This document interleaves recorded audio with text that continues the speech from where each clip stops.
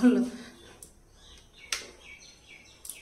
Good morning বন্ধুরা, কেমন আছো সবাই? আশা করছি তোমরা সবাই ভালো আছো।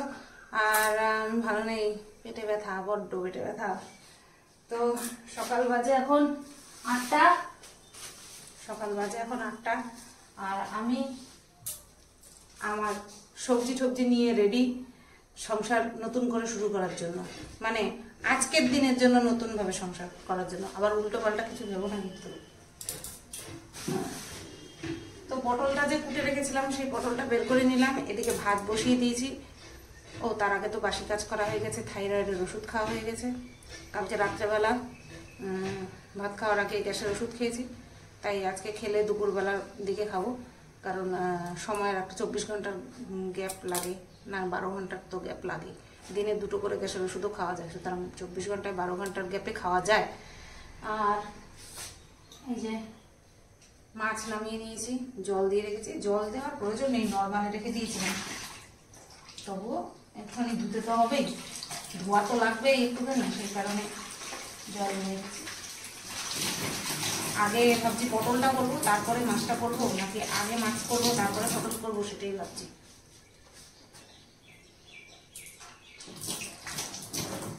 আগে পটলটাই করি, মাছের মধ্যে লবণ হলুদ মাখিয়ে রাখি। আগে পটলটা করি, তারপরে মাছ করবো। ঝমাঝম না করলে হবে না। 8টা বেজে গেছে, 8টা 5-10 বাজে হয়তো। সব কিছু কমপ্লিট করতে হবে। এই 2টো রান্নাই করব। আর বরকে দেবো ডিম নামিয়ে রাখলাম, একটা অমলেট করে দিয়ে দেবো সকালবেলা। আর আমি এখানে 5 পিস মাছ আছে, 1 পিস মাছ ভাজা দিয়ে সকালবেলা ভাত খেয়ে নেবো। চলো করে নি। এনার্জি পাচ্ছি না, মানে কথা বলারই এনার্জি পাচ্ছি না, লিভারে ব্যথা, লিভার।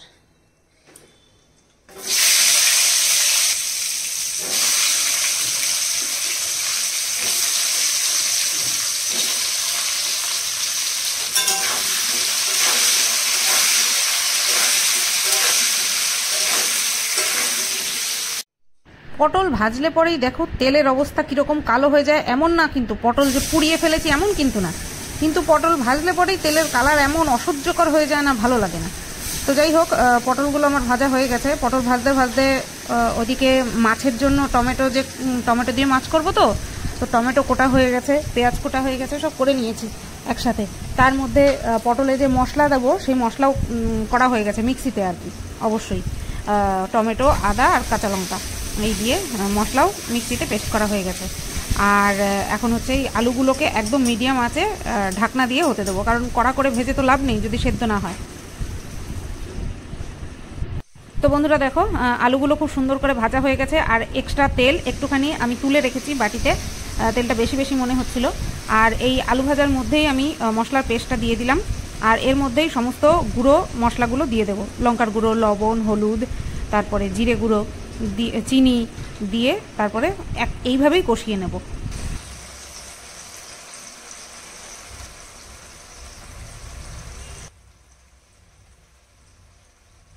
ভয়েস ওভার দেওয়ার সময় ভিডিওটা দেখছি আর হাসছি, ভয়ে লঙ্কার গুঁড়ো 2 চিমটি দিয়েছি, অল্প দিয়েছি, কারণ পেট এত ব্যথা হচ্ছে, লঙ্কার গুঁড়ো দিতে পারছি না।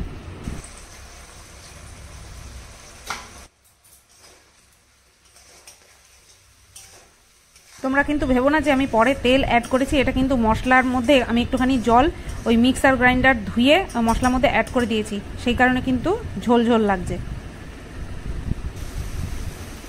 তো এই যে দেখো মশলা আমার কষানো হয়ে গেছে। এই সময় আমি পটল দিয়ে দিলাম, পটল দিয়ে আবার খুব সুন্দর করে মেখে নিয়ে আরেকটুখানি কষানোর জন্য আমি রেখে দেবো, কারণ ঘি অ্যাড করবো না আজকে, তাই টেস্টটা যাতে একটুখানি ভালো হয়, তাই এইভাবে একটুখানি বেশিক্ষণ কষিয়ে রান্না করছি। আর এমনিতেও তরকারি দেখবে মশলা যত কষাবে রান্না তত বেশি টেস্ট হবে।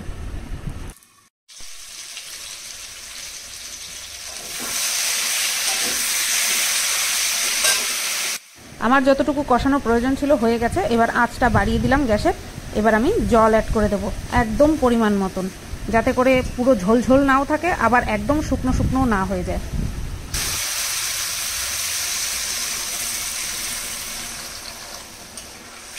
তো দেখো এই যে এইরকম ঝোলই রাখবো আমি। আর সামান্য একটুখানি গরম মশলা দেখো ঝাঁকাচ্ছি, পড়ছে না, ওই যে ওইটুক পড়েছে, 1 চিমটি পড়েছে, ব্যাস ওই দিয়ে ঘুটে দিয়ে ব্যাস এবার আমি ঢাকনা দিয়ে রেখে দেবো। আর ঘি অ্যাড করলাম না আজকে, কারণ পেটটা সত্যি বড্ড ব্যথা হচ্ছে, অনেক অত্যাচার করেছি নিজের উপরে, এবার সামলানোর পালা, নতুবা ডাক্তারের কাছে যেতে হবে। চলো আমি ঢেকে দিই। হ্যাঁ, এই যে বলো তো কেমন হয়েছে দেখে।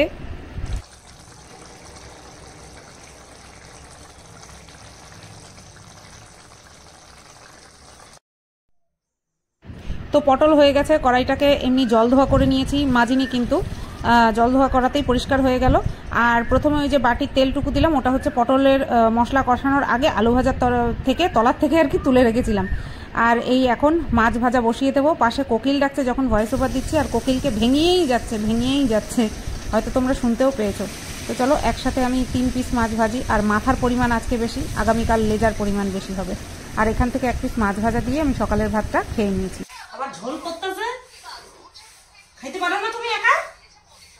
পারো না খাইতে, একা পারো না? পারো পারো, দেখো তো তাকায় দেখো, পারো একা একা খাইতে পারো? দেখবা তো দরদের খেলায়, পারো একা খাইতে বাবা? আছে না শোনা? ওরে বাবা রে, ওরে শোনা রে, ওরে দেখি রে, কুকুরে, কুকুরে, বাবা এত ভালোবাসা কোথায় রাখবো? এত ভালোবাসা কোথায় রাখবো বাবা? ও সোনা, সোনা, তো না, আসো খেতে হবে, আসো। দেখছো কি চালাকি, খাইতে হবে না তার জন্য দরদ দেখায় আলগা পিরিত, হ্যাঁ, যাতে খাইতে না কই। তা তো হবে না বাবা, রান্নাঘরে অনেক কাজ বাকি বাবা, সকালবেলা এরকম করলে হবে না। নামো সোনা, রে ও সোনা রে, ওলে বাবা, ওলে বাবা, এই তো আমি পিছনে বাবা, আমি পিছনে। বসো বসো বসো বসো বসো বসো। ওরে বাবা, না না না, আর চালাকি করে না, আর চালাকি করে না, আর চালাকি করে না, উল্টে দিতেছে। আসো আসো বসো। না না না না, খাওয়ার সঙ্গে কোন ছলচাতুরি নাই। কোন জায়গা দিয়ে ঢুকছো? হ্যাঁ বসো বসো বসো। হ্যাঁ আল্লাহ হয়েছে, এবার খাওয়া হবে।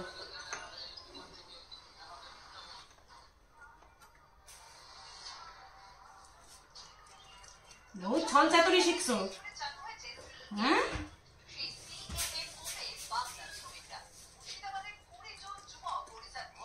কোথার থেকে শিখছো এত ছলচাতুরি? কি গো, ওরা কে শিখাইছে এরকম ছলচাতুরি করে?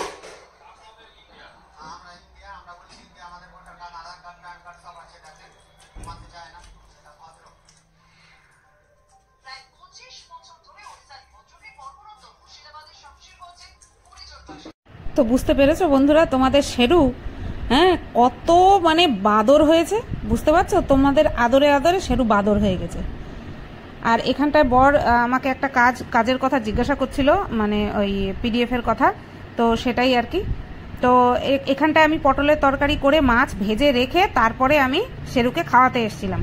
তো আজকে ছেলের দরদে আমার একটুখানি দেরি হয়ে গেছে শেরুকে খাওয়াতে বসে। তো এরকম দিয়ে গেলে চুপ করে তাকিয়ে থাকে থালার দিকে, যে মা কখন আসবে আমারে খাইয়ে দেবে। যাই হোক, আমারও মনের আশটা মেটে। চলো ওদিকে আবার বাদবাকি রান্না আছে। তো আমি এই শেরুকে খাইয়ে নিয়ে তারপরে বরের কাজটা আবার করে দিয়ে আবার রান্নাঘরে গেছিলাম। সত্যি সত্যি মানে এক হাতে অনেক কাজ কিন্তু করতে হয় বলো আমাদেরকে।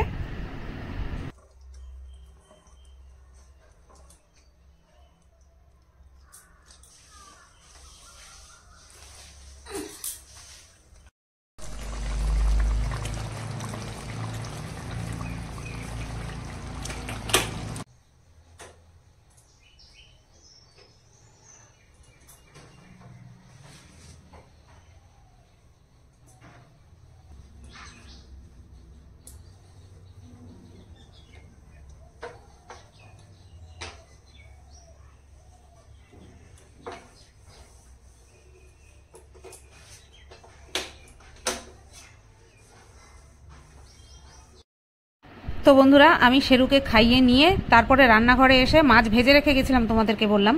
রান্নাঘরে এসে মাছের ঝোলটা বসিয়ে দিয়ে তারপরে আমি খেয়ে নিয়েছি এক পিস মাছ ভাজা দিয়ে। তখন ওই 9:30 মতন বাজে আমি খেয়ে নিয়েছি, যেখানে 10:30 বাজতো সেখানে 1 ঘন্টা আগিয়ে দিয়েছি খাওয়ার টাইমটা। তারপরে কোনো রকমে মাছের ঝোলটা তোমাদেরকে দেখালাম যে হয়ে গেছে।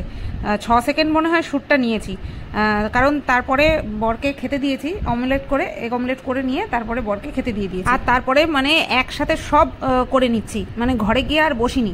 আর তোমরা তো জানোই ঘরে গিয়ে বসলে পরে আমাকে একেবারে চুম্বকের মতন বিছানা টেনে ধরে, সেই কারণের জন্য আমি আর মানে বিছানায় গিয়ে বসিনি, ঘরে ঢুকিয়ে নিই আমি। কারণ এখন তো ভিডিওর জন্য শিডিউল করে রাখি, ভিডিও পাবলিকের টাইম সব শিডিউল করে রাখি, সেই কারণে আমার এখন আর হেডেক থাকে না। রাত্রেবেলায় টাইটেল থাম্বনেল বানিয়ে একদম শিডিউল করে রেখে দিই, যাতে 9:30 ভিডিও পোস্ট হয়ে যায়। আর সকাল 11:30টার সময় যে ব্লগ ভিডিওটা আপলোড করি, মানে পাবলিক করি, সেটাও চেষ্টা করি আগের দিন শিডিউল করে রাখার। যদি নাও পারি তাহলে এই কাজবাজ করতে করতেই ধীরে সুস্থে ওটা করে ফেলি, কোনো অসুবিধা হয় না। তো এই যে দেখো গ্যাসের স্ল্যাব ঠাপ মুছে তারপরে বাসনপত্র গুছিয়ে নিয়ে তারপরে এখন টেবিলও মোছা হয়ে গেছে, তারপরে এখন মেঝেটা মুছছি। গ্যাসের উপরে আমি চালের জল হাঁড়িতে ঢালতে গিয়ে 2 ফোঁটা জল গ্যাসটার উপরে পড়েছে, মানে গ্যাসটার উপরে না, গ্যাস ওভেনের উপরে পড়েছে, সেটাকে নাইটি দিয়ে মুছে নিলাম। কারণ আমার ভালো লাগে না এরকম জল পড়ে থাকলে, আর জলের দাগ হয়ে যায়, জানো তো, জলেরও দাগ হয়ে যায়, সাদা সাদা কীরকম দাগ হয়ে যায়, সেটা দেখতে মোটেও ভালো লাগে না। তো চলো, আমার রান্নাঘর গুছিয়ে নেওয়া কমপ্লিট, মোছাও কমপ্লিট, সব কিছু কমপ্লিট। মা করে মা,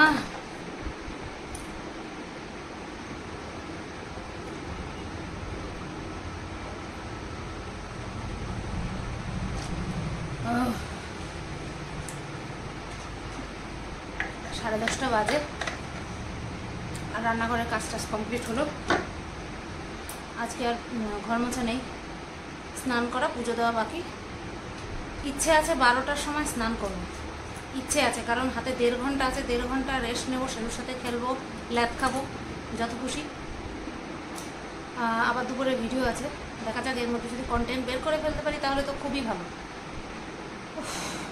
আর রান্নাঘর মুছে বেরিয়ে রান্নাঘরের নেতাটা ভেজানোর আগে তেঁতুলটাকে ছাদে দিয়ে আসছি, 2 দিন ধরে দেওয়া হয় না, আজকে দিয়ে আসলাম। অবশ্য রোদও ছিল না, আজকেও সেরকম রোদ নেই, ড্যাম খাওয়া রোদ।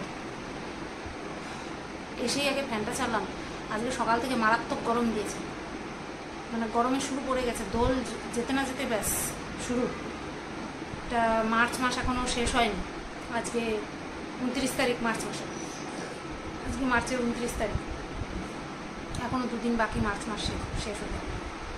চলো একটুখানি রেস্ট নিয়ে নিই। হ্যাঁ, 12:05 বাজে বলেছিলাম 12টার সময় স্নান করব, হঠাৎ করে মনে পড়লো যে এই যে দেখো, দেখতে পাচ্ছ তো, সিজন চেঞ্জ হচ্ছে, আমার সোনাটার লোম উঠছে, তো এটাকে এইভাবে পরিষ্কার করলে পরে চারিদিকে যে লোম ছিটকায় সেটার থেকে রেহাই পাওয়া যাবে, সেই কারণে হচ্ছে এই আঁচড়ে দিচ্ছি।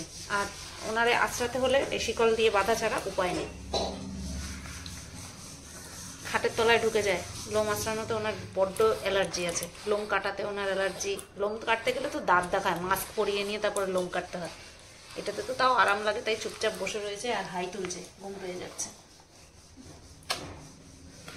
চলো, শুধু এক সাইডেরটাই, এই যে এক সাইডে এখনো পাছা বাকি, পদু বাকি, ওই সাইডের লোম ঘষা বাকি। সোনা বাবা, এই দেখো এতগুলো লোম বের করলাম চুল আছড়ে নিয়ে, এতগুলো লোম। সিজন চেঞ্জ হচ্ছে, 2 দিন পর আমি আছড়ালাম, 2 দিন আগে আছড়েছিলাম, এতগুলো বেরোয়নি, কিন্তু 2 দিন পর আছড়ালাম, এতগুলো বেরিয়েছে। আসলে 2 দিন আগে যে আছড়েছিলাম তখন সময় ছিল না, সকালবেলা উঠে আছড়াচ্ছিলাম তো, রান্না করতে হবে সেই কারণে। আর দেখো কতগুলো বেরিয়েছে। কি বাবা এগুলো, এগুলো কি কি এগুলো? তোমার লোম? তোমার লোম। এগুলোকে একেবারে গর্তে ফেলে দিয়ে আসি, আর এই জায়গাটা ঝাড় দিয়ে নিতে হবে, কারণ এর মধ্যেও ওই চিরুনি দিয়ে আঁচড়ানোর সময় পড়েছে, তো এগুলো সরিয়ে নিতে হবে, মানে ঝাড় দিয়ে পরিষ্কার করে নিতে হবে। ওই যে দেখো, বাপরে বাপ, সকালবেলায় ওর বিছানাটা ঝাড় দিতে দিতে আমার 5 মিনিটের উপরে লাগে। এই দেখো, পুরো পরিষ্কার করে ঝাড় দিয়ে নিই যাতে লোম না থাকে। দুস্তু। তো দেখো বন্ধুরা, পুজো দেওয়া কমপ্লিট। ছেড়ু পাপা, আর এই ব্যাগটার মধ্যে কিন্তু নারকেলের ছোবা ধূপ ধরানোর জন্য। হ্যাঁ, তো পুজো দেওয়া কমপ্লিট। কটা বাজে দেখি, 1:25, এখনো হয়নি 1:25। ভাত বসাবো 1:45-র সময়। বন্ধুরা 1:50 বাজে, 2 বাজতে 10 মিনিট বাকি। এতক্ষণ কি করলাম জানো, এতক্ষণ ওই কন্টেন্ট দেখছিলাম আর হচ্ছে নেল পলিশ পরলাম। নখগুলো অনেক বড় বড় হয়ে গেছিলো, একদম রাক্ষসী রাক্ষসী হয়ে গেছিলো, সেগুলোকে ছোট করলাম। আর আজকে এই লাল রঙের নেল পলিশ পরলাম। এক বেলাও থাকবে না, বাসন মাজবো ঠিক উঠে যাবে, আর তখনই মাথা গরম হয়ে যায়। তো হাতে পায়ে দুটো জায়গাতেই আজকে লাল পরলাম। লাল পরলে না হাতটা কিরকম লাগে বলো তো, হয় বিয়ে বাড়ি যাবো আর নয় বিয়ে হবে এরকম লাগে। লাল পরলে মেয়েদের মানে কি বলবো, হাতের শোভাটাই বেড়ে গেছে, তাই না? তো যাই হোক, ভাত বসিয়েছি। ওই যে শেরু বাবা ওই যে ঢুকলো এইমাত্র, এতক্ষণ বারান্দায় ঘুরপাক খাচ্ছিল, এখন এই আসলো। রান্নাঘরে মেঝেটা শোকায়নি, বললাম না মেঘলা মেঘলা ওয়েদার, ড্যাম খাওয়া ওয়েদার, সেই কারণে শোকাচ্ছে না। টেবিলের তলায় ঢুকে গেছে, ওই দেখো। ক্যামেরা দেখাইলেই হয়েছে, দেখছো কি বদ, ক্যামেরা দেখাইলেই হয়েছে। পাজি। গুড ইভিনিং বন্ধুরা, 7:30 বাজে আর সন্ধে পুজো দেওয়া অনেক আগে কমপ্লিট। দুপুরবেলা ঘুম হচ্ছে না, গতকালকেও ঘুম হয়নি আর আজকেও ঘুম হলো না। জানি না কেন ঘুম হচ্ছে না, বুঝতে পারছি না। শুয়ে তো আছি, ফ্যান চালিয়ে রেখেছি, তবুও ঘুম আসছে না। কোনো পাশ ফিরে আমি শান্তি পাচ্ছি না, না চিত হয়ে শান্তি পাচ্ছি, না ডান পাশ না বা পাশ, কোনোভাবে শান্তি পাচ্ছি না। তো উঠে ভয়ে ভয়ে চা খেলাম, শুকনো মুড়িগুলো না নেতিয়ে গেছে, তাই খেলাম আর কি। আর একটুখানি মুড়ি আছে, ওটা শেষ হলে তারপরে নতুন মুড়ি ঢালতে হবে। আমার মনে হয় মুড়ি চালার সময় না হয়তো বেশিক্ষণ হয়তো রেখে ফেলেছে, ওর জন্য হয়তো ঠান্ডা হয়ে গেছে, বা মুড়িটা হয়তো প্রথম থেকেই নেতানো ছিল। যা হোক হবে একটা। তো আমি একটু যখন রিল্যাক্স মুডে থাকি তখন একটু ফেসবুক ঘাঁটতে আর রিল্যাক্স মুড গো, একটুখানি ঠিক থাকতে থাকতে আবার পেটে মানে কি যে, যাই হোক তোমাদের আর বলবো না, নতবা বলবে এক রোগের কথা কতবার বলো। একটা ভিডিও দেখলাম, খুব ভালো লাগলো। তো ওই নন্দিনী ভট্টাচার্য আছে না, যিনি কিনা পুরুষের পক্ষ হয়ে লড়েন, ওনার কথাগুলোকে কাট করে মানে ওনার কথাকে ভদ্রতার সাথে প্রতিবাদ জানিয়ে একটা ভিডিও দেখছিলাম, যেটা কিনা খুব ভালো লাগলো। সেটাই এতক্ষণ ধরে 17 মিনিটের ভিডিও পুরোটা দেখলাম বসে বসে। আর ফেসবুকে তো আর স্পিড বাড়িয়ে দেখা যায় না, জানি না দেখা যায় কিনা, বাট স্পিড বাড়িয়ে দেখিনি, নর্মাল স্পিডেই দেখেছি। সেটাই এতক্ষণ ধরে দেখছিলাম। এখন ওই 7:35 বাজে। এখন আমার কন্ট্রোভার্সি চ্যানেলের ভিডিও শুরু করবো আবার। আজকে রাত্রের একটা, কালকে সকালের একটা। বন্ধুরা 11:17 বাজে আর খাওয়া দাওয়া কমপ্লিট হয়ে গেছে। শেরুর খাওয়ার জন্য আমি এই ঘরে ছিলাম, প্রত্যেক সময় থাকি এই ঘরেই থাকি শেরুর খাওয়ার টাইমে। তো আজকে আর উঠে ওই ঘরে যেতে ইচ্ছা করেনি, শরীরটা এতই খারাপ লাগছে, উঠে যে ওই ঘরে যাবো আবার ইচ্ছা করেনি। এই ঘরেই বসে আছি, সেই কারণে শেরু আমার সঙ্গেই আছে। এই লাফাঝাপি, একবার খাটের থেকে নামছে উঠছে, এই করছে। আর বলবো না, শরীর খারাপ কথা আর বলবো না, সেটা নেগেটিভ ইম্প্যাক্ট ফেলে। ও চেনটা কেন টানছিস? চেনটা তো তোর গলায় নাই। চেনটা গলায় নাই, তারপরেও চেনটা নিয়ে টানাবি। দেখো চেনটা কিন্তু গলায় নাই একদম।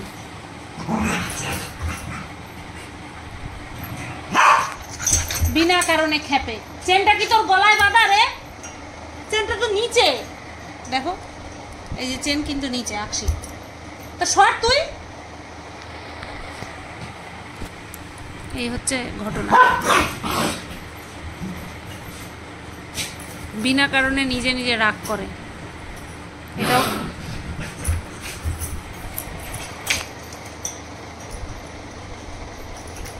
দেখুক আন্টিরা, দেখুক পচা শেরুরে, দেখুক আন্টিরা দেখুক। এরকম গলায় প্যাচ লাগবে রে, গলায় প্যাচ লাগবে।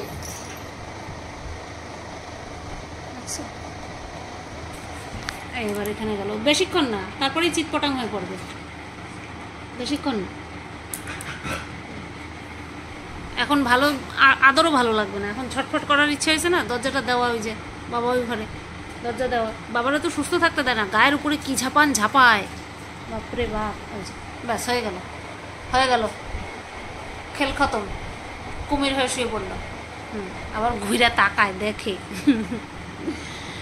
তো চলো ভিডিওটা এখানেই এন্ড করছি। কালকে উঠে রান্না করতে হবে সেটা ভাবলেই না গায়ে জ্বর আসছে, ইচ্ছা করছে না, মানে কাজের কথা ভাবতেই ইচ্ছা করছে না, করা তো অনেক দূরের কথা।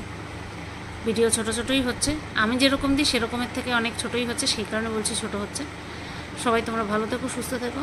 আজকে ভিডিওটা এখানেই রাখছি। একটা হোমিওপ্যাথি ডাক্তারের নাম বললো, ওই বুকে চাপ খাওয়ার পরে, ট্রেনে বুকে চাপ খাওয়ার পরে যেই হোমিওপ্যাথি ডাক্তারের কাছে গেছিলো, তার কাছে যাওয়ার কথা বলছে। এখন দেখি, যেতে তো হবেই, ব্যথা মানে অসহ্যকর হয়ে উঠছে। চলো টাটা, গুড নাইট।